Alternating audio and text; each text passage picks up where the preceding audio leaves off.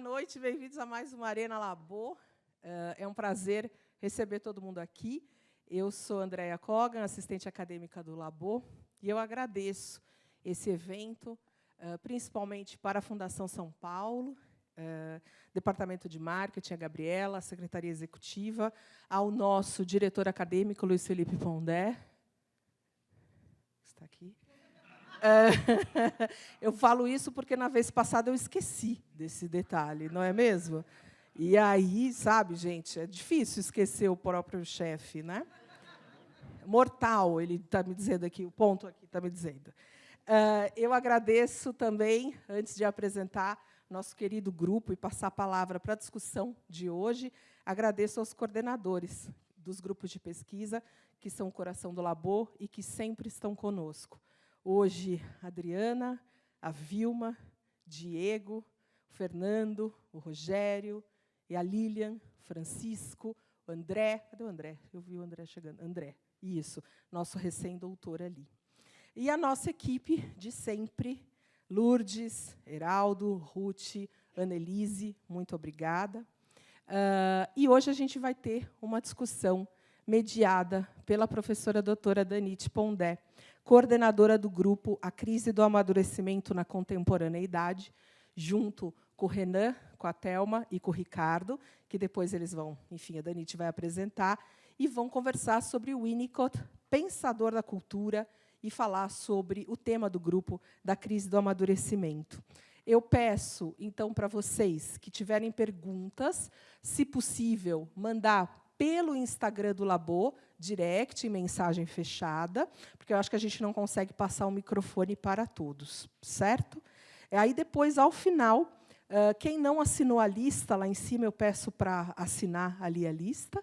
E também, ao final, quando a gente encerrar, depois das perguntas, todos que solicitaram certificado também vão estar disponíveis aí. E eu não agradeci, então volto para agradecer aos meus queridos da TV PUC, companheiros de sempre, que nos ajudam em tudo, e ao pessoal do Tucarena, do Tuca, Sérgio, e também a equipe que sempre nos apoia, certo?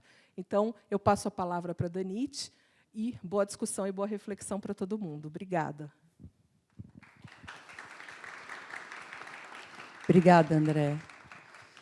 Como sempre, então, a gente começa agradecendo aí a toda essa organização, todo esse empenho, que tem a Andréia aí como figura master aí, que encabeça todo esse movimento. Então, obrigada aos meus colegas coordenadores, a todos da TV PUC aí que estão, ao chefe, né? Ao mentor. Simpático ele. E a todos que estão aqui, boa noite a vocês, obrigada aí por estarem aqui presentes nessa nossa reflexão. O que a gente quer mostrar hoje aqui para vocês é o que tem acontecido nos nossos encontros, né, do grupo A Crise do Amadurecimento na Contemporaneidade, né?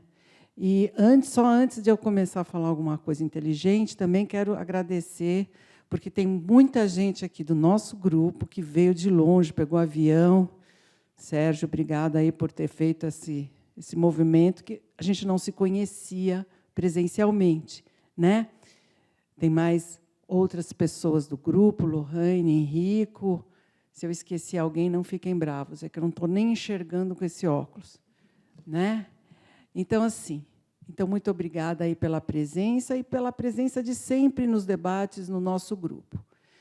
Então, assim, escolher o tema dessa fala de hoje, né?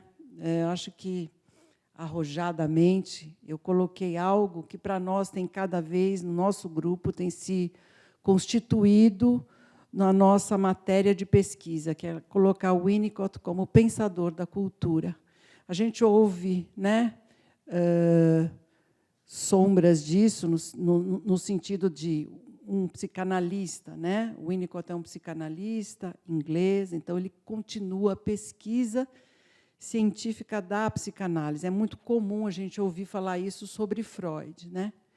Mas falar sobre Winnicott como pensador da cultura, alguém eminentemente usado né, na clínica, né, inclusive na clínica para casos bastante graves, né, um grande instrumentalização.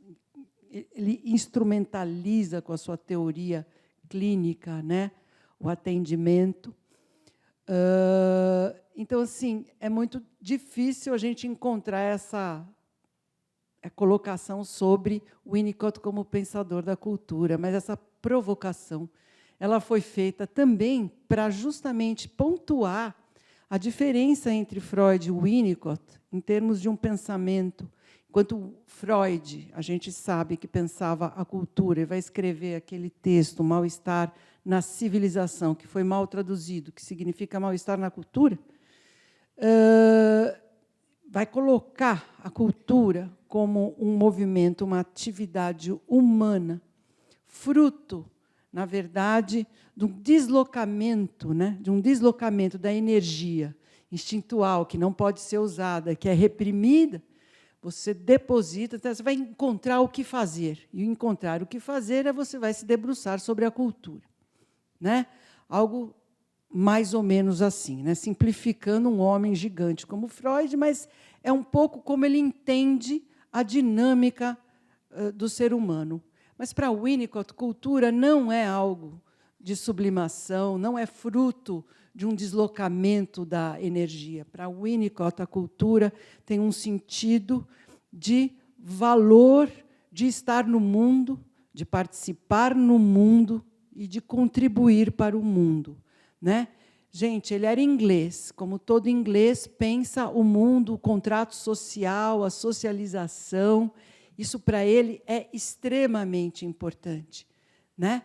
Então, é nesse sentido que cultura vem, não só ele foi um cara, um psicanalista, um pediatra, psicanalista, mas foi um cara que debateu as questões contemporâneas da sua época, fazendo nos seus gestos espontâneos. Tem um livro com esse título muito interessante, falando com várias pessoas, falando com médicos, falando com psiquiatras, falando com editores de jornal, falando com pessoas das políticas públicas, né, responsáveis pelas políticas públicas, falando com assistentes sociais, professores, ou seja, falando com todo mundo aquilo que ele pensava, manifestando aquilo que ele pensava.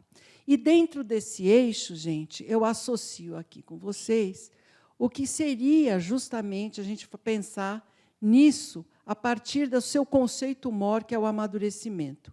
Ele vai fazer uma teoria, que é a teoria do amadurecimento, né? Uma linha do tempo onde o ser humano, do seu ponto zero até a morte, ele integra experiências. Então, isso, para ele, é de fundamental importância, porque ele vai fazer uma leitura a respeito do que quer que esteja sendo manifestado, expresso, produzido culturalmente, como algo que vem do ser, do modo de ser, da criatividade.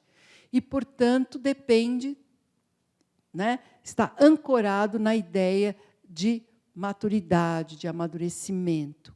Então, quando ele vai fazer, vai manifestar, vai fazer uma espécie de crítica cultural, né? Ele não vai estar fazendo uma crítica cultural no sentido dos hábitos e costumes, ou o que quer que seja. Ele vai fazer isso pensando sempre naquilo que o indivíduo está manifestando. Quer dizer, qual é essa expressão, e essa expressão na chave do amadurecimento, quer dizer, na chave do quanto existe de recursos, não só no conteúdo, mas no modo, né, que a gente se manifesta, no modo como a gente expressa. O que significa, gente, que isso dá um eixo muito grande para a gente falar de muitas coisas, né? Muitas coisas, muitos coordenadores aqui representam grupos, né? Dá para falar sobre comportamento político, dá para falar sobre religião, dá para falar sobre arte, arte sacra, dá para falar sobre quaisquer temas, sempre interpretando nesse modo psicológico, né? sempre interpretando nesse eixo. E aqui, então, eu tenho aqui 3 bravos guerreiros aí do nosso cotidiano aí do grupo, que vão falar para vocês. Cada um escolheu o tema, o eixo que gostaria mais de falar, porque o grupo tem aí uma trajetória dialogando com vários saberes, com interlocução com vários saberes das ciências sociais, da psicologia, economista, né, com Thomas Sowell. Eu e Ricardo gostamos desse muito, né, Ricardo? É um dos meus preferidos também. Frank Furedi, Stuart Justman, né, a Twenge, né? Então, todos esses que têm sido o Douglas Murray, né, todos esses fazem parte do nosso repertório do que a gente está discutindo. Então, o que eu quero falar para vocês é que, no eixo dessa ideia de não só um pensamento da cultura, mas também pensando a experiência cultural, a gente se aproxima bastante nas questões, não só da ordem do indivíduo, mas o indivíduo que é facilitado pelo ambiente. Essa é a grande questão para Winnicott, o indivíduo que é relacionado com o ambiente. Por isso que cultura é tão importante, né? Que é uma manifestação, um impulso em relação ao interesse no mundo, né? Então, aqui eu tenho à minha direita o Ricardo. Agora vamos falar o nome direito, Rezende Prado, acertei. E o Ricardo aqui é filósofo, psicanalista, consultor de escolas particulares, veja bem, uma ajuda aí na educação que precisa tanto de uma reflexão, porque aqui nós estamos falando de algo bastante importante, que é refletir a respeito do ambiente, né? O ambiente como facilitador do amadurecimento do indivíduo. O indivíduo não está sozinho, ele precisa do indivíduo para amadurecer. Então, Ricardo, tem a palavra aí, Ricardo, fala aí o que você... Boa noite. Boa noite. Antes, devo dizer que não é a minha primeira vez numa arena, mas eu sempre estava do lado da plateia, né? Do lado aqui no centro é bem diferente. Espero que o leão seja manso, né? Entre as coisas que você falou, Danite, eu estava pensando numa das frases de que o conceito de amadurecimento para o Winnicott não serve para crítica de costumes, né? Então, quando se fala em amadurecimento, não se está adjetivando ninguém, nem de imaturo, nem de que está adulto, etc. Não é uma adjetivação, né? É um conceito mais substantivo, um conceito que emerge da própria tessitura da teoria clínica do Winnicott.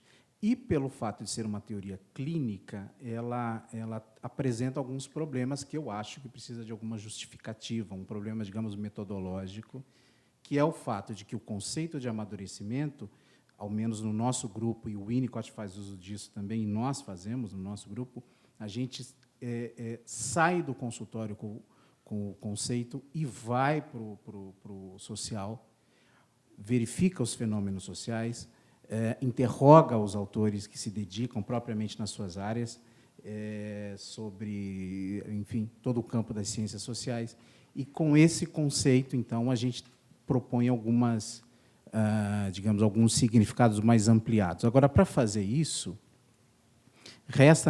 ao meu ver, resta necessário tentar dizer por que é possível fazer esse avanço metodológico, né? Se o conceito é pensado para a clínica, como é que a gente consegue pensar socialmente, né? Para entender fenômenos sociais?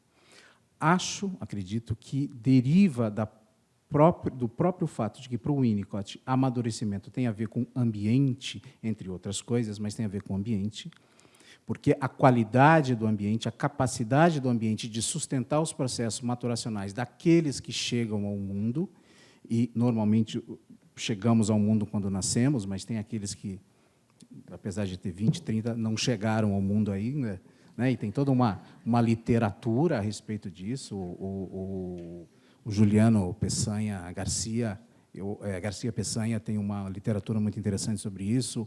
O Evandro Afonso Ferreira tem outra coisa muito interessante de se ler. Enfim, toda uma literatura dos não-vivos, né?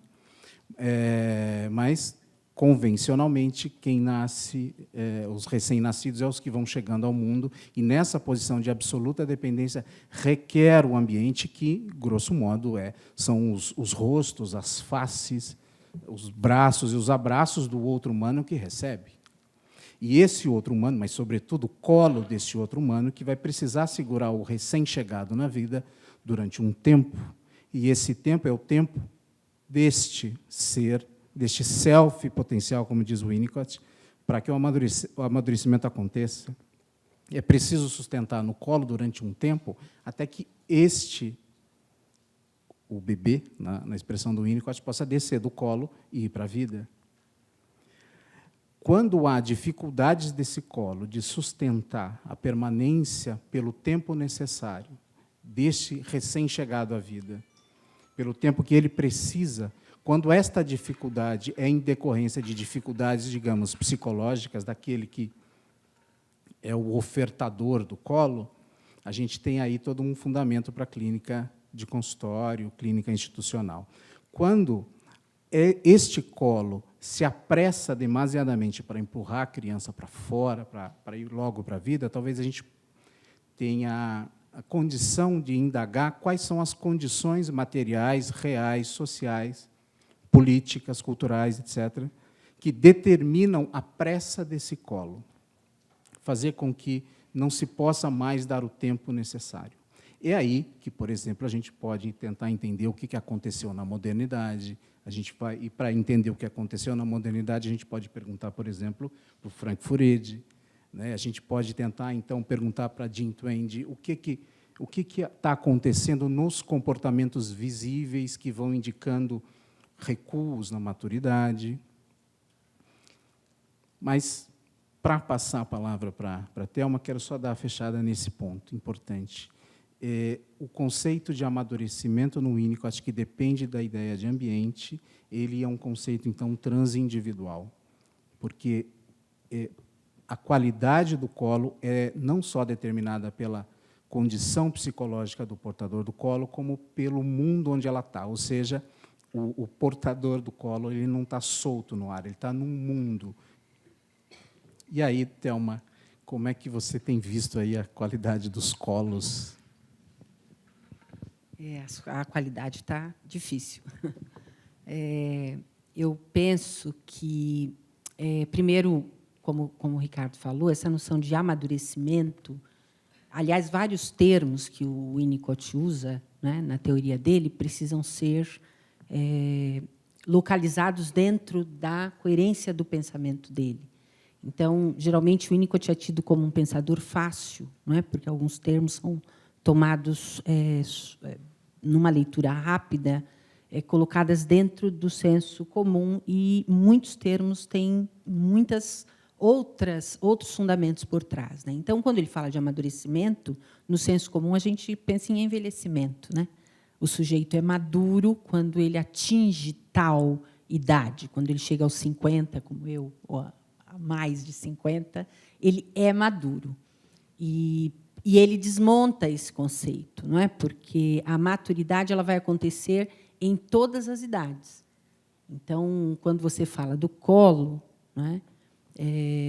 Ao referir-se a isso, ele diz que não existe uma coisa chamada bebê, não existe uma coisa chamada criança.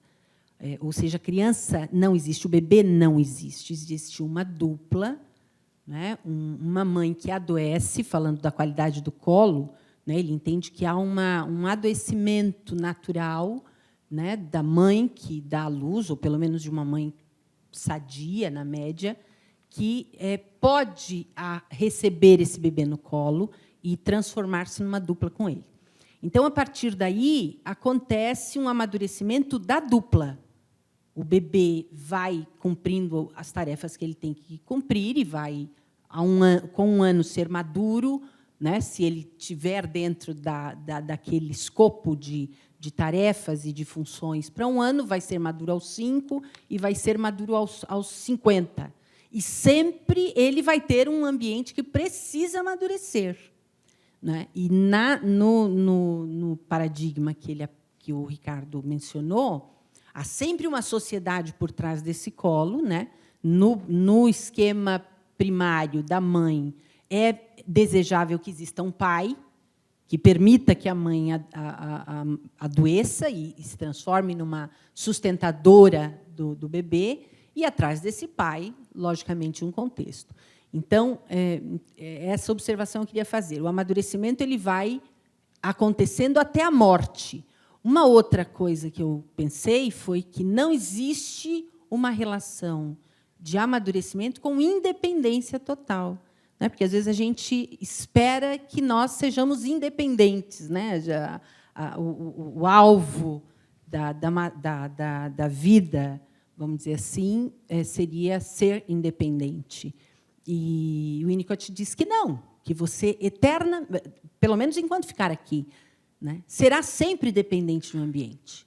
Até morrendo, você vai ser dependente de alguém que leve o caixão, né? Sinto muito, alguém que segure a sua mão para passar para o outro lado. Então, o conceito de independência não está atrelado à maturidade. Maturidade sempre vai ser dependência relativa ou rumo à independência de alguma forma. E, enfim. Deu choque no microfone. Nós temos um combinado de dar choque quando a gente vai falando muito. Beleza. Boa noite, pessoal. Acho que a Danite estava falando, né, eu estava pensando no percurso do nosso grupo, né, Danite estava falando do livro do Winnicott, O Gesto Espontâneo, e acho que uma das riquezas do nosso grupo e do próprio Labo é essa riqueza de diferentes profissões, diferentes pessoas, né, reunidas. Então, a gente já teve gente da história, do direito, né, da filosofia, além das pessoas que fazem psicologia, né? Eu acho que isso traz uma riqueza muito grande para o próprio Labo e para o grupo também. E, pensando nessa riqueza, eu queria explorar um pouco, né? Acho que o Ricardo e a Thelma, a Danite também exploraram bastante a perspectiva do Winnicott. Apesar de já ter lido o Winnicott, eu não sou psicanalista, né? Então também vou falar de uma maneira mais ampla, assim, né? E pensar maturidade hoje, né? A crise do amadurecimento na contemporaneidade, que é o nome do nosso grupo, né? Me vem muito a ideia, quando a gente vê isso nas redes sociais, né? Conversando com as pessoas, né? Apesar do Winnicott, né, Ricardo, não falar de um amadurecimento classificatório, no sentido de fulano é maduro, fulano é imaturo, a impressão que eu acho que hoje a gente tem na cultura é essa taxação, assim, né? E aí, imediatamente, me vem a distinção geração raiz e geração Nutella, né? Eu adoro essa distinção, assim, escrevi um texto para o Off Lattes fazendo essa diferença. E falando o que significa essa diferença hoje, assim, né? O que é a gente poder falar de uma geração que sofreu, que se esforçou, que ralou, e essa agora que parece que só quer aproveitar, não aguenta nada, né? Só reclama e aponta aquilo que não está como eles querem.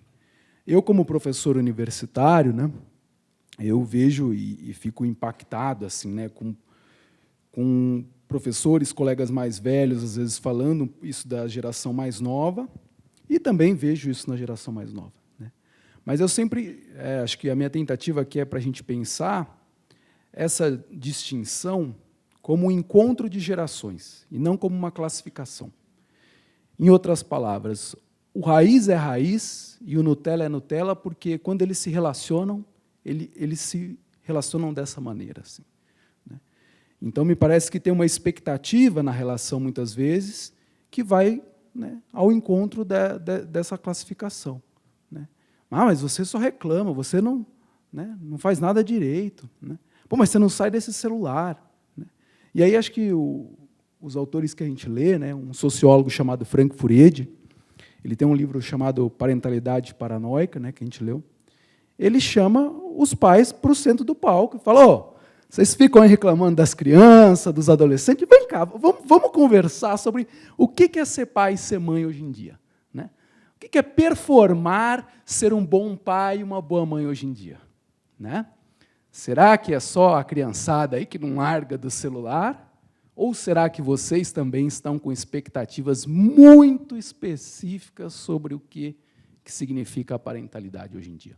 Né? Então, eu acho que não dá para deixar na conta, né, das crianças e dos adolescentes e dos jovens o fato deles serem Nutelas. Acho que essa é uma conta que todo mundo está pagando, todo mundo vai pagar. Né?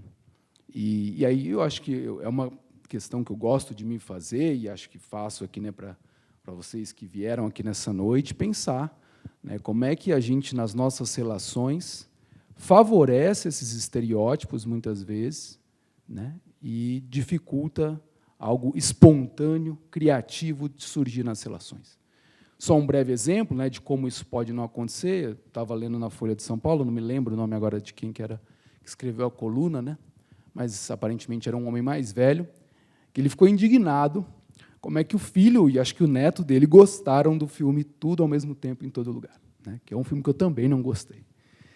E ele ficou tão indignado que ele assistiu o filme pela segunda vez e chamou o neto e o filho para comer um sushi depois do filme e eles conversarem sobre o filme. Então, acho que esse é um jeito de quebrar esse lugar já pré-determinado, cristalizado aí do você é uma geração mimada e eu sou uma geração que lutou muito por tudo isso. Né? Então, queria aí saber uns comentários sobre isso de vocês. Eu acho que o Renan é um sujeito muito otimista, né? Então ele acha que dá para ajustar essas coisas. Eu tenho a impressão. Eu tenho a impressão de. Você é filósofo. Não sei se é por. Você é filósofo. Não sei se é por isso. Ou talvez meio paranoico, sei lá. Né? O Frank Furedi tem lá aquele livro sobre a guerra a respeito da identidade, né? no nosso século XX. E, para ele nos dizer aquilo que começa como... que termina em, por exemplo, políticas identitárias, ele faz uma retrospectiva de tudo aquilo que aconteceu, mais ou menos, aí, sei lá, Revolução Francesa para cá, em que foi necessário jogar no lixo tudo que vinha antes, porque, inclusive, os marcadores culturais, civilizacionais que davam a base das identidades. Retirado isso do cenário, não se tinha de onde extrair a identidade, porque você jogou fora tudo que é velho. Portanto, a identidade tinha que sair de dentro de si mesmo, né? Na prática, vai mais ou menos aquela situação em que a mãe pergunta para o filho o que é que você quer comer, mas ele tem 3 anos de idade, né? O que você quer comer? Né? Então, ele faz essa retrospectiva e chega em políticas identitárias. Né? Eu tenho a impressão de que ainda há um buraco de onde se extrair aquela condição de se dizer algo em nome próprio, porque esta autoridade, como diz o Furedi, ela está desmanchada. E se a identidade precisa sempre se realizar e ela não tem um ponto onde chegar, é claro que todos os cuidadores, todos os colos vão estar ansiosos, porque eles precisam se realizar em várias esferas. Basta pensar no quanto, com as alterações do campo do social, o quanto ficou difícil para mulheres que vão ser mães, ao mesmo tempo ajustar cuidados quando os filhos precisam ou estão muito dependentes, ou quando ela imaginou que ele já estava mais independente, já podendo ir para a escola, de repente ele dá um sinal de alerta, e aí como é que fica a carreira? Aí tudo fica muito ansioso. Né? E aí o desdobramento disso é que, ou seja, a criança não vai poder nunca gritar, porque se ela gritar, é sinal de que o projeto e a promessa da modernidade não deu certo, ou seja, você não vai poder se realizar. Né? Você não vai poder se realizar. Então, mais ou menos como naquele filme Um Lugar Silencioso, eu até imagino sempre um bebê silencioso, porque se houver algum barulho, estragou tudo. O professor não dorme, a mãe não dorme, o pai não dorme, a sociedade, ninguém dorme. O bebê não pode mais gritar, tem que ser um lugar silencioso, o bebê tem que ser silencioso. Então, eu não sei se dá para consertar o negócio. É isso que Eu sou psicanalista e eu acho que eu sou um pouco alienada, né? A gente passa muito tempo no consultório lidando com o extremo mais doente, infelizmente, né? E até eu vim para o grupo de pesquisa para me atualizar um pouco, para sair da concha da doença, né? Mas está bom. E eu gosto muito do tema, né, do grupo, que é a crise do amadurecimento, que fala, como eu disse, da dupla. E, provocada aí pelas leituras fora do Winnicott, eu fui ler esses 100 anos de identidade do Furedi. E, infelizmente, o Winnicott ele coloca a gente num ponto, como a gente estava conversando, né, de análise. E eu fui conversando com o livro do Furedi. Ele faz uma pesquisa sobre a engenharia moral, a engenharia social, que atacava a cultura, ou que entendia que o homem moderno, o homem do futuro, deveria ser um homem que pensasse fora da cultura, ou que pensasse fora da tradição recebida dos pais e da família, né? E muitos autores que acusavam os valores morais, os valores recebidos dos pais como os responsáveis pela construção do autoritarismo. E eu fui, né, é uma leitura, eu vou ler de novo e talvez produza algum texto nesse sentido, porque tem muita riqueza naquilo. E eu fui pensando o seguinte, que, de fato, eu não acho que há uma crise de identidade, né? Eu penso que há uma crise do amadurecimento, do ambiente, porque uma identidade, pensando em termos de Winnicott, que se forma, um self que se forma, eu não sei se ele entra em crise da forma como o Furedi descreve, né? Ele pode ter altos e baixos. Até o Winnicott fala que saúde é a possibilidade da pessoa estar no mundo e sofrer, né? A vida não funciona sempre. E a ideia da engenharia social ou da engenharia moral é a construção de um ambiente, de um indivíduo que não sofra, né? E, pensando que isso tem 100 anos de produção e de trabalho, eu acho que eles conseguiram, né, numa grande parcela da humanidade, destruir essa conexão, ou essa autoridade, vamos dizer assim, da família. Lógico que, como eu falei, eu posso ser alienada, eu estou trabalhando com a parte mais doente, mas o Winnicott diz que as coisas acontecem, a saúde acontece no lar comum, né? No lar onde as coisas acontecem sem intervenção de especialistas. E a ideia da engenharia ambiental é justamente dar na mão dos especialistas, dos médicos, dos psicólogos, né, das autoridades científicas, ou dar na mão da ciência os caminhos da educação dos filhos. Então, não sei se eu respondo, né, o que foi responsável pela geração Nutella, mas eu tenho percebido na clínica, nos meus relacionamentos, que talvez tenha sido isso. Né? São tantos especialistas, né? Nós estamos nas mãos de tantas pessoas que têm tanta autoridade, e a autoridade da família simples, que não precisa ser autoritária. E eu acredito que há uma saúde, né? Se ainda não estamos nos matando como zumbis, deve existir uma grande parcela da humanidade que ainda tem criado seus filhos dentro de uma certa normalidade, né? Então, eu vejo isso, eu vejo que, ao longo das décadas, talvez nesses 100 anos, houve uma crise profunda no ambiente, os pais não têm mais segurança e nem estofo para criar filhos, porque eles recorrem aos especialistas, eles recorrem aos médicos, e, muitas vezes, momentos em que eles precisam entrar na educação dos filhos sem pensar no que eles estão fazendo, simplesmente atuando com ética e com estofo, né, com consistência, eles recuam. E, à medida em que eles recuam, eles não formam, eles não dão sustentação para a identidade. Então, hoje, o que nós chamamos de crise de identidade talvez seja a ausência de identidade. Não há self, né? Não há preocupação com o outro, não há processos que humanizam, né? Por exemplo, a responsabilidade, nós estávamos falando lá dentro, né, Kogan? Não há responsabilidade.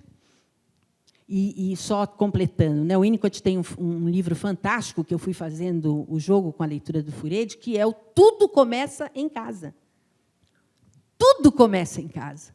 Então, existem questões que nós estamos, que a engenharia quer trabalhar e quer... Né, eu não sei também como fazer, aí eu perguntaria para o Ricardo como é que a educação formataria uma identidade, né, com mais autoridade do que a casa. Né, e existem coisas que são feitas ali, né, no trato simples, na lida diária e na autoridade do simples. Então, não vou falar mais. É bom por causa do choque. Sim, sim, sim. Não, mas eu acho que há uma evolução do cientista hoje, aí depois eu falo, eu quero que vocês comentem. Das mãos do cientista acadêmico, do médico, do filósofo, nós temos hoje um grande especialista, que é o influencer das redes sociais. Não é? Autorizado e pós-graduados em números de seguidores. Né? Bom, antes de você falar, você ia falar uma coisa, é que eu quero apresentar agora o Renan, né? Porque eu não apresentei o Renan e não apresentei a Thelma, mas eu fiz isso de propósito, mas acho que me dei mal. Porque eles começaram a falar, e aí eu pensei em cada vez de um tema falar e trazer por que vocês estão, né, falando a respeito disso. Então, eu já vou fazer isso agora, porque ficou ensaio indelicado. não foi bom. Ficou indelicado. É assim.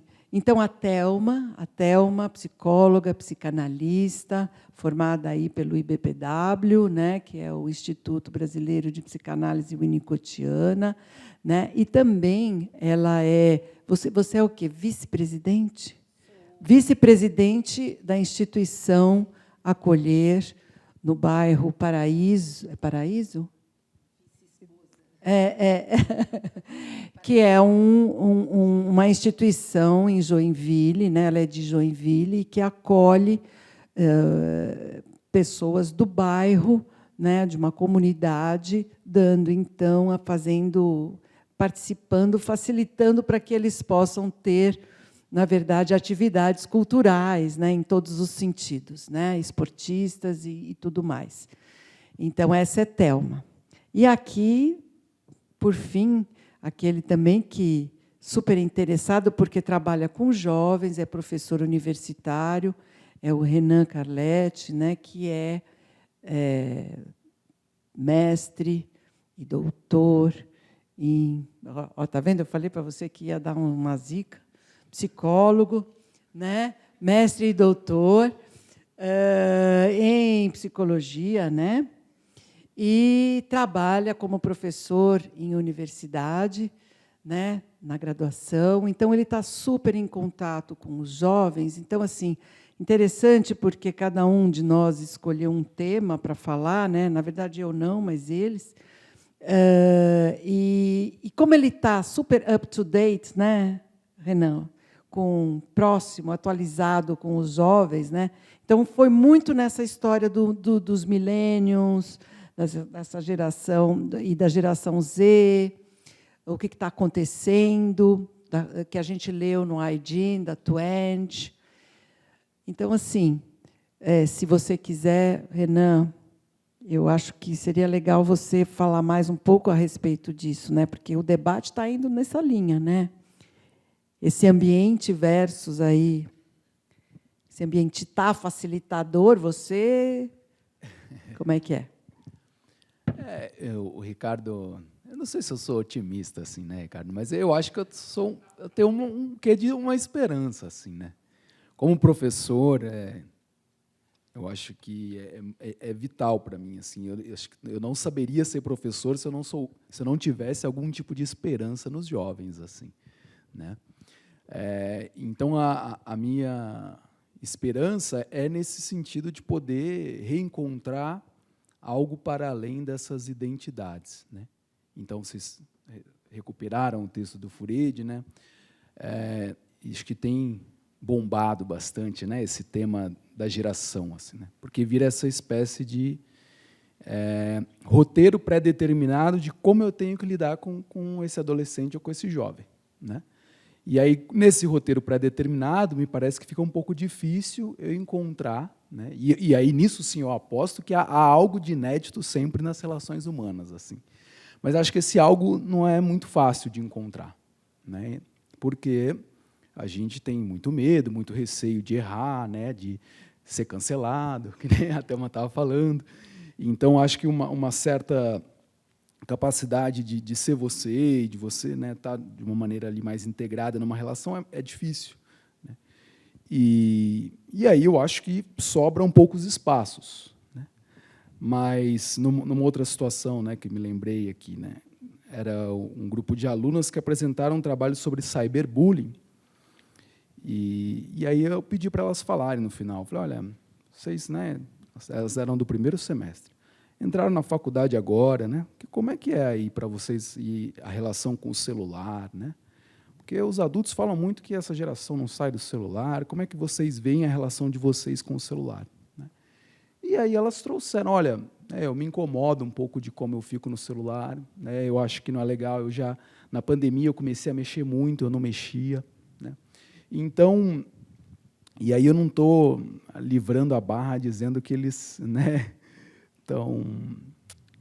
são coitados, mas eu acho que tem uma certa consciência do que é ser um jovem dentro do contexto atual, que, às vezes, quando a gente olha de fora, né, talvez eu, por ter aí 33 anos, né, me sinto um pouco mais próximo dos jovens também, me solidarizo com os... Né, eu fico, às vezes, com um pé no Nutella, um pé no raiz, assim, né, e acho que, às vezes, essa distinção muito fixa pouco ajuda de poder chegar perto dessa consciência, dessa autenticidade que eles mesmos vão construindo aí aos trancos e barrancos em ser quem eles são, assim, dentro do contexto atual, né? Posso perguntar? Eu acho que esperança é boa e misericórdia também, né? Não, eu estou dizendo isso pensando no quanto uma leitura a respeito do quão fundamental é o ambiente, né? Estou chamando aqui de qualidade do colo, é fundamental, e o quanto há uma crise, de certa forma, instaurada que prejudica esta qualidade desse colo. Então, a misericórdia vai, muitas vezes, quando a gente vai fazer leituras a respeito da qualidade da democracia, a partir do conceito de amadurecimento, e vai pensar, bom, o que acontece, então, para que certos jovens de várias idades possam ir buscar aconchego em massas, seguir um líder. Então, talvez, antes da gente apedrejar, talvez a gente pense, o que é que faltou para que se vá buscar se dissolver numa massa, né? E buscar alguém que diga, é para lá o caminho, né? Ou seja, o que explica esse tipo de busca específica. Então, nesse sentido, misericórdia talvez vá junto com a esperança. Eu ia até fazer uma pergunta, né, para o Renan, que está mais em contato com os jovens, porque a gente observa que há, de fato, uma falha por trás, né, talvez, na formação da identidade desses jovens, mas há uma pressão muito grande, como você mesmo citou, de fora. Então, eu observo, não sei se você confirma, né, que há uma pressa muito grande de progresso desse jovem, né? Ele precisa dar certo. Quando eu brinquei aqui com a questão das redes sociais, elas são mesmo daninhas. Eu acho que tem muita coisa boa, né, com a tecnologia, mas muitas coisas que destroem, né, que criam esses ídolos, como o Ricardo falou, que, na verdade, não dão sustentação. Eles criam uma fantasia, né, de alcance. Então, hoje, o jovem tem exemplos de colegas da mesma idade que tiveram uma ideia brilhante e fútil e ganharam muito dinheiro com isso, né? Então, eu vejo muitos adolescentes querendo passar rápido e querendo ter uma ideia também. E, então, eu vejo essa característica da dificuldade de passar por processos, né, de sofrer, a dificuldade de assumir, né, de ter responsabilidades pelo que faz. Então, são duas coisas, né, que me parece que falta muito. É muito difícil assumir os próprios erros, porque assumir o erro por conta da exigência do ambiente externo é fatal, não é? É uma coisa muito humilhante, não é algo acolhido como um processo, como algo que vai ser revivido, né? Quero falar uma coisa aqui, que é muito importante entender que, quando a gente está falando dessa questão em breves palavras, se a gente falar isso que a gente está debatendo aqui, a ideia de que, se Freud falava de mal-estar na civilização, como eu disse para vocês, que mal traduzido, que seria a cultura, o que o Winnicott colocaria, fazendo aí uma brincadeira com esse nome, seria o mal-ser na cultura. A ideia, então, de que, para Winnicott, a ideia de chegar a ser um indivíduo e ser maduro, né, e, inclusive, nas questões do que vocês falaram, identitárias, nas questões ambientais e tudo mais, a questão, justamente, é ele poder sentir que ele vive a própria vida, né? E que ele pode, então, fazer acordos com o mundo dentro dos seus limites pessoais, sempre assegurado ao sentimento de que ele está podendo escolher, e aí, se ele faz, se ele não faz alguma coisa. Essa é a grande questão, né? A questão que a gente estava discutindo sobre os jovens e até sobre os pais das crianças, a questão da parentalidade, né, que está mais paranoide, ou um tipo paranoide de parentalidade. E todas as questões mais que a gente vem discutindo é justamente perceber que o alcance, né, esse alcance de você sentir que você está vivendo a sua própria vida, né, que você tem algo, então, por conta disso, um lugar, né, da onde saem as suas reflexões e que você, portanto, pode fazer uma releitura do mundo, né? Então, não temos o que é conservador e o que é novo progressista, né? O que é novo, o que é radicalmente novo. Não temos isso, não temos tradição e o que é radicalmente novo. O que nós temos dentro dessa ideia, eu acho, de Winnicott, é a ideia de continuidade. Essa é a questão. Então, quando a gente sente que existe interrupção o tempo todo, e a gente pode falar, por exemplo, interrupção da contracultura, nós podemos trazer vários exemplos. Já gostei de ter feito o Biblioteca Labo, né, que eu trouxe Pais e Filhos, 1800... Eu não preciso lembrar, porque eu tenho o meu cérebro aqui. Felipe, quanto é que é o livro do Pais e Filhos? Mais ou menos essa época, né? Eu não preciso que ele lembre, né? Quando eu esqueço, é ele. Então, assim, ele já escrevia, né, a respeito, já estava ali em Pais e Filhos, um romance, né? Já estava inscrito ali uma questão de que, quando você olha para o seu filho e baba no seu filho, ali existe uma expectativa, porque ele não vai dar conta. Ele não vai dar conta se você babar nele, sem que ele mereça ser babado, num certo sentido, porque que não seja só uma projeção da sua cabeça, daquilo que você quer que ele seja, né? Que é o que acontece no modo em que Bazarov, né, que é a grande personagem, né, o grande personagem desse livro, né, de Turgenev, é o cara que vai fazer uma espécie de uso de um niilismo prático, né? Eu não acredito em nada, né? E o que você vê são os pais, né, tanto do Bazarov quanto do amigo Arkady, babando, né, no progresso. Agora sim a Rússia vai dar certo. Agora sim a gente vai, né, acabar com o czar. Agora sim a Rússia vai... Gente, a gente está agora em 2023, estamos olhando a Rússia, né? Já foi a União Soviética e tal. Né? Como qualquer país, né, como qualquer, né, passou por várias coisas. Então, não existe uma solução. Então, acho que isso é muito importante no amadurecimento, nessa ideia, né?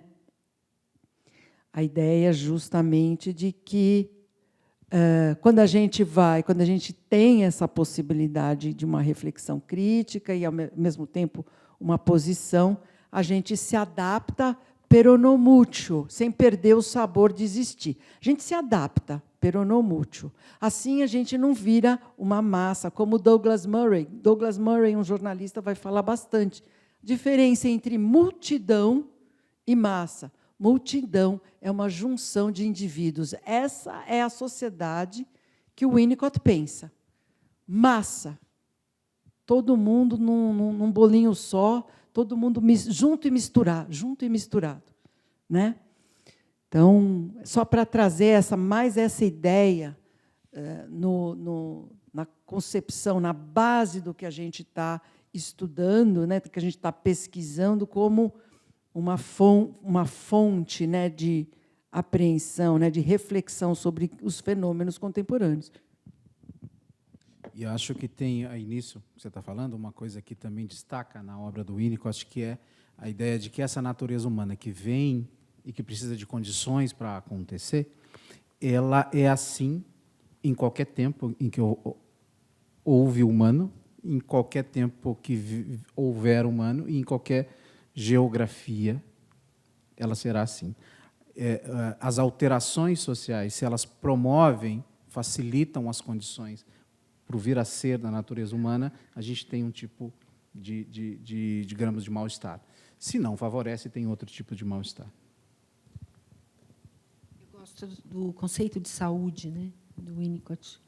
O indivíduo que pode viver a própria vida, que, primeiro, entende que a vida tem, como eu disse, altos, baixos, ele pode responsabilizar-se pelos fracassos, pode receber aplausos pelo sucesso, então, né, nas duas coisas, e ele pode viver a própria vida. Né? Então, isso seria saúde, né? E é essa saúde que a gente vê se deformando. Né? Isso é recuperar o que você falou, né, Thelma? Então, uma pergunta, não sei se foi, sobre... Eu acho que, sem dúvida, assim, a questão de como é ser jovem hoje, né, olhar para as redes sociais, olhar agora pelas inteligências artificiais, né? Eu acho que não é simples, não. Assim, né, acho que a experiência de ser jovem, eu estava vendo lá, organizando uns documentos lá no meu HD, e me deparei com umas barbaridades que eu fiz na graduação, de querer... Marcava com o professor O professor gostava muito de Foucault, achei um texto criticando Foucault, marquei com ele de ir, estava aqui no show do U2 aqui em São Paulo. Quem disse que eu cheguei lá em Santos para discutir com o professor? Saúde, isso se chama saúde? Ele se responsabilizou por isso, não foi? Eu? Não? Depois o professor ficou bem bravo comigo, mas eu não cheguei, assim, fiquei mal, assim, né? Mas acho que é dentro desse processo de amadurecimento que faz parte, eu acho, né, do jovem, e acho que eu vejo, por mais que é muito difícil para mim dar aula, por exemplo, para jovens olhando para o celular o tempo inteiro, olhando para o notebook o tempo inteiro, isso é muito angustiante para mim, assim. Mas eu ainda acredito nesse sentido de poder achar que eu estou construindo com eles algo como esse professor construiu comigo, quando ele me deu um belo de um expor, falar, cara, você quis ler o texto, você trouxe o texto e não apareceu para discutir, né? Então, ali eu falei, não, deixa eu ir mais devagar, assim, né? Então, acho que é um processo que também vai acontecendo assim aos poucos na vida. Enquanto for permitido dar esporros em alunos, né? Então, Justo. Eu acho, assim, só completando essa questão que a Danite falou sobre viver, né? A cultura ser um processo que que começa, né? O Winnicott fala que é uma terceira área, e sou eu vivendo aquilo, é uma parte minha se manifestando. Eu percebo hoje nos jovens essa questão da fragmentação das informações da rede, né? Tudo é muito colado, tudo é muito fácil, e me parece que se perde muito disso, né, de passar pela experiência, tanto do fracasso quanto do sucesso. Eu acho que falta muito isso também para o jovem, né? Tanto que eles querem que os professores desçam os níveis, né, para que eles... Gente, a gente tem que... Eu vou solicitar, assim, de cada um, que se vocês querem falar fazer um certo encerramento, alguma colocação última, porque o nosso tempo já acabou, para vocês verem que não deu para a gente falar nem um quinto do que a gente pensou, né? Se alguém quer falar, porque eu acho que a gente pode deixar para o público fazer perguntas, e aí a gente continua conversando. Vamos lá, temos muitas perguntas que vieram realmente. Eu não estou mentindo, é verdade, tá? É verdade, porque geralmente eu falo, né, gente, muita gente está perguntando, mentira, ninguém está perguntando nada. Mas é verdade, tivemos muitas perguntas. Redes sociais, né? Gente, muita gente está me perguntando quem faz live, quem faz blog, muita gente. E, na realidade, a gente sabe que que é 0 pessoas. Mas, para a gente iniciar a pergunta, senhor, que está aqui na primeira fileira, por favor. Ela sempre me faz trabalhar. Boa noite a todos. Eu agradeço a banda que está tocando hoje aqui, né, Unicotiana. Mas eu queria fazer uma pergunta específica para o Ricardo, pelo que foi apresentado, de você ser consultor em escola, eu entendi certo? Né? E eu não sou entendido de Winnicott, na realidade, eu sou um freudiano que casou com uma Winnicottiana. Mas, assim, Ricardo, eu também tenho experiência, né, muitos anos de ensino na universidade, inclusive aqui na PUC, de lidar com, digamos, algumas gerações, né? Vi algumas gerações de 18, 19 anos passarem na minha frente, agora estão com 30, 35. Né? E eu vejo claramente a diferença, né, em sala de aula, além de toda a literatura especializada, diferença na forma de você conseguir fazer avaliação e o aluno não vomitar, não dizer que, não falar para a mãe que você não está respeitando, né, no modo que você faz a avaliação. Também no modo como os alunos interagem em sala de aula, né? Assim, uma certa intolerância em relação uns aos outros, às opiniões. Né? Então, eu queria te perguntar, você que trabalha com consultoria em escola, a minha impressão é de que existe claramente um processo, cada vez mais os jovens são diagnosticados, medicalizados. Eu tenho a impressão que, a Thelma falava algo nessa linha, de que eu tenho a impressão de que hoje, no mínimo, vai ter uma psicóloga para cada mãe, né? Porque, ou mais de uma, 2 psicólogas para cada mãe, sei lá, uma psicanalista e uma de TCC. Né? Então, assim... E a mãe e o pai têm essa esperança que o filho seja uma mistura de Greta Thunberg com Steve Jobs, né? Maravilhoso e tal. E aí a minha impressão hoje é de que, na verdade, a saúde mental hoje é uma commodity, certo? E ela é uma fronteira do capital no século XXI. Já é. Né? E que, quando você está lidando com uma coisa que foi comoditizada, e alguém fala que você deve investir nisso, você nunca sabe se é investir ou investir. Né? Porque já foi comoditizada. Então, existem escolas hoje que já correm para fazer diagnóstico na frente, com medo, inclusive, de tomar um processo, né, dos pais. Então, assim, a minha pergunta para você é o seguinte: por que diabo você se meteu nessa fria de ser consultor de escola? Bom, é amor? Esperança? Misericórdia? Né? erro de cálculo. Então, psicanalista, consultório, também acompanhante terapêutico, que anda com os pacientes pela rua. Aí, dos pacientes da rua, cheguei em escola, porque muitas reformas na educação iam fazendo movimentos de inclusão, etc., que começou lá atrás, com movimentos do tipo, olha, por que um cadeirante não pode ir para a escola? É só não colocar a sala de aula na parte de cima. Então, começou com ambições assim muito concretas. Só que passa um tempo, essa mesma inclusão passa a ser, de certa forma, absorvida por alguns discursos revolucionários e se entende numa espécie de proletarização de psicóticos, etc.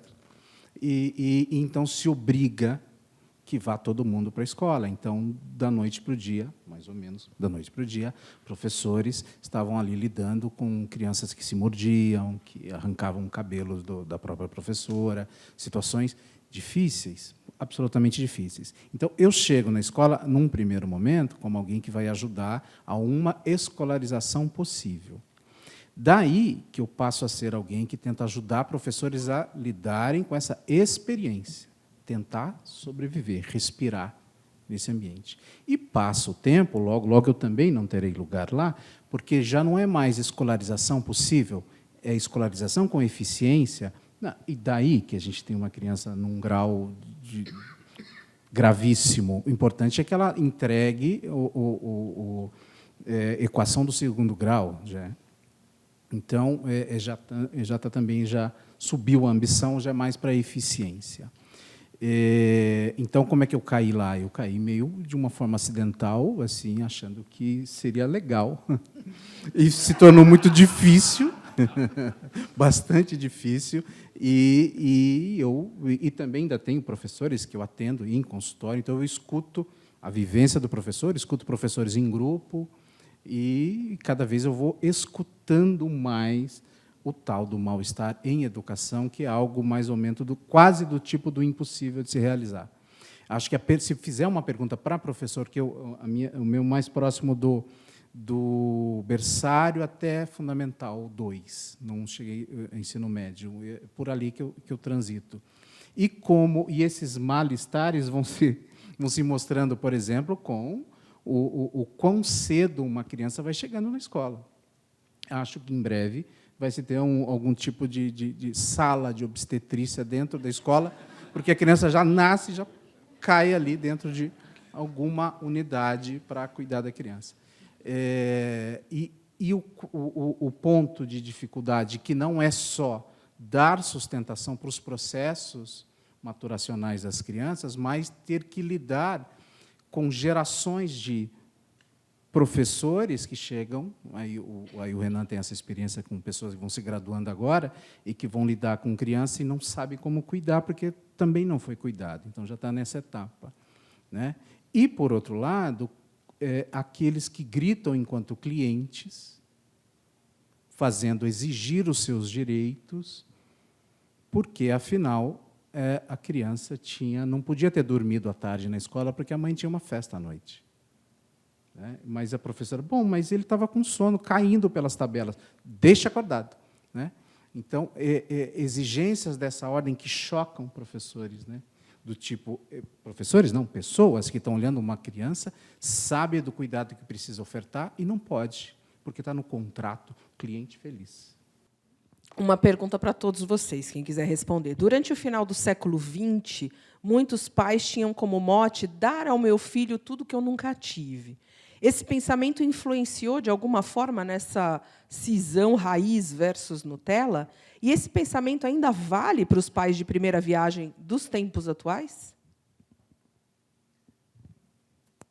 Eu vou responder, porque eu já tinha pensado nessa frase antes, e eu acho que tem muito a ver com essa pergunta.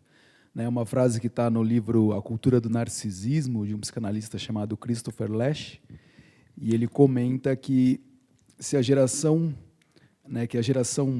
é um livro da década de 80, 90, mas ele fala que a geração atual critica uma geração anterior por ser muito materialista. E ele fala, e essa geração atual não sabe sequer esperar por nada daquilo que eles querem conseguir. Então, eu penso que isso é fantástico assim, para a gente entender, e eu me sinto quase olhando para um espelho quando eu escuto essa frase. Assim, Porque eu vejo gerações anteriores, penso nessa questão do materialismo, e falo, nossa, para que tanta coisa, para que comprar tudo isso? Mas olho para mim mesmo e falo, se eu quero agora e não dá para esperar amanhã. Então, eu acho que tem, sim, algo aí de uma retroalimentação, assim, sabe, das consequências. Acho que a geração anterior ofereceu uma questão material muito significativa, mas acho que essa questão do tempo, aliada a essa questão da tecnologia, torna muito difícil, né? Aí a gente vê, acho que tem um fenômeno cultural, que é a ideia do minimalismo, né? Que representa um pouco isso, assim, essa coisa de não ter muita coisa. Mas eu não vou ter muita coisa, mas o que eu quero eu vou ter agora, assim, né? Eu vou ter um pouco, mas o pouco que eu quero é, né? Então é interessante, tem um documentário na Netflix sobre isso. Então são casas meio vazias, sem muita história, assim, sem muito apego à família, porque é uma coisa meio, né, do agora, assim, né? Então sou uma pessoa libertada do passado, assim, né? Então acho que tem esse aspecto geracional que vai passando, assim. Podia Pode fazer falar? só uma observação Claro. sobre isso, que seria a indiscriminação, né? Quando você dá tudo, você pode não dar o fundamental, né? Então, acho que tem muito a ver também com a perda da identidade, o fato dos pais darem tudo o que podem, um pouco por culpa, né? Quer dizer, eu substituo a minha presença, que é fundamental, eu substituo, às vezes, uma disciplina, falo disciplina, parece meio de direita, mas assim, né? Eu substituo uma contenção, uma posição firme por um presente, e não é o fundamental. Então, eu dou errado, não só dou muito, eu não dou o que eu deveria dar para contribuir com o amadurecimento. Se o conceito de mãe suficiente abarca, de alguma forma, uma certa simplicidade no processo que favorece o amadurecimento, o que aconteceu com o suficiente?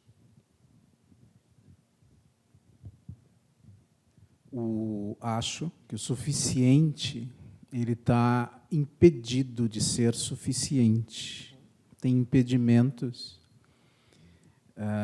O Winnicott também falava de que, nos momentos de dependência maior, a mãe também é devotada. Não, a gente vai falando mãe, mas é mãe, é a função materna, né? O cuidador pode ser na escola, pode, enfim. Cada período do amadurecimento se requer um tipo de cuidado, né? Então, falando mãe em sentido genérico.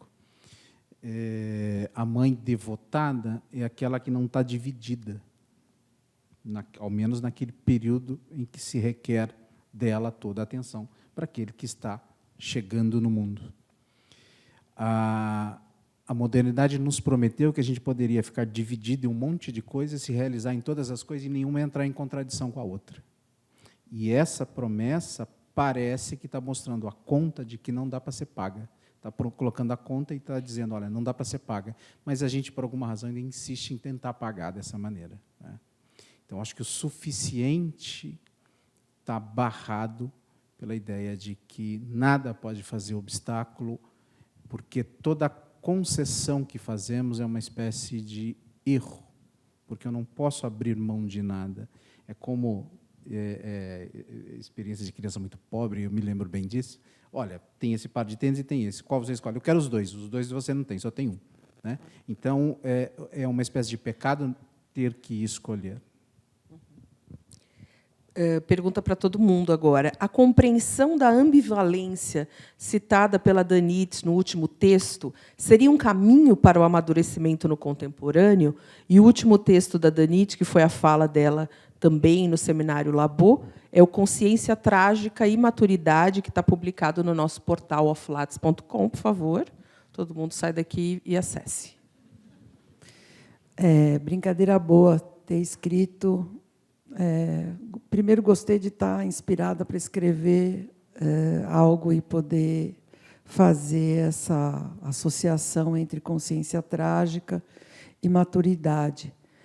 A ideia de que consciência trágica é algo que você alcança, né? Então, assim, normalmente se pensa, né, que as pessoas que, vamos dizer, que sofrem, então as pessoas que estão gravemente doentes são as pessoas que sofrem. Justamente o que o Winnicott vai fazer na sua classificação diagnóstica é fazer esse twist dessa percepção. A ideia é de que os mais gravemente doentes fazem de um tudo para não sofrer. Porque não podem sofrer, porque sofrer significaria retomar algo que aconteceu nos primórdios, que, de fato, foi uma falha ambiental, e isso aniquila ele perde a ideia de Winnicott é muito bonita, é filosófica, mas é muito real, que é a continuidade de ser, né? Quer dizer, ele é interrompido no seu amadurecimento. Ao passo que aquela pessoa que se integra e chega à unidade, né, ela passa, já que você cresceu um pouquinho e amadureceu um pouquinho, chegou, né, em ser uma unidade, parabéns, agora você pode sofrer. É mais ou menos isso. Quer dizer, você não tem defesas rígidas contra o não sentir, né, e sofrer. Então, a ideia de maturidade, de alcançar a maturidade, né, depois da conquista da unidade, a ideia de você poder lidar com as questões do mundo, se relacionar com o mundo de uma outra forma, reconhecendo a realidade. E quem reconhece a realidade sofre. Essa é a consciência trágica. Né? Então, você alcança a possibilidade de ser consciente sobre si, ao mesmo tempo que você, então, chegou na consciência da realidade. E como a realidade você não comanda, né? Qualquer pessoa madura sabe disso, né? Você não comanda. Então, a ideia de que a consciência trágica ela vai falar de que, em todas as relações, inclusive com o mundo, você vai ter... A pessoa perguntou sobre ambivalência, a ideia de que você vai ter que lidar com o amor e o ódio, né? Então, nas relações, né? Então, a ideia de que nós temos tanto, quando você fica frustrado, você fica bravo, fica enraivecido, não é isso que você quer para você. Você sofre, você se decepciona. Então, isso fica ruim. Então, você tem os sentimentos ruins estão ali para serem usados. E os sentimentos bons também estão ali para serem usados. Aí você volta. E isso é que faz com que os relacionamentos se sustentem.